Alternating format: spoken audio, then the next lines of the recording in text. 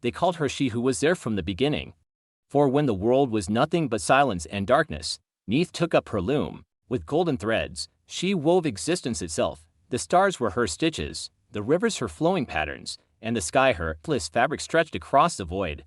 From her hands came not only the heavens and the earth, but also the gods themselves, for she was both mother and creator, the one who spun destiny into being. But Neith was not only a weaver. She was also a warrior goddess, clad in the red crown of Lower Egypt, carrying the bow and arrows. To her, creation and destruction were part of the same tapestry.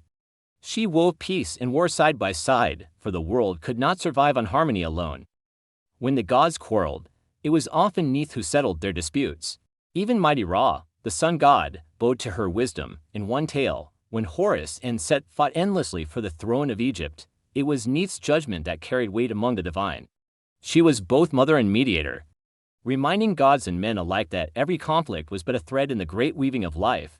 Her symbols were the loom and the shield, her temples filled with offerings of woven cloth and finely crafted weapons. Warriors prayed to her before battle, mothers prayed to her before childbirth.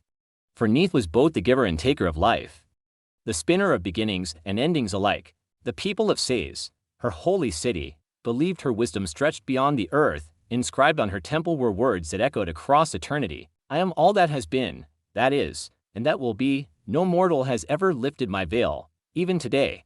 When the desert winds whistle through broken columns and fallen stones, some say they can still hear the faint sound of a loom threads pulling, weaving, binding the world together.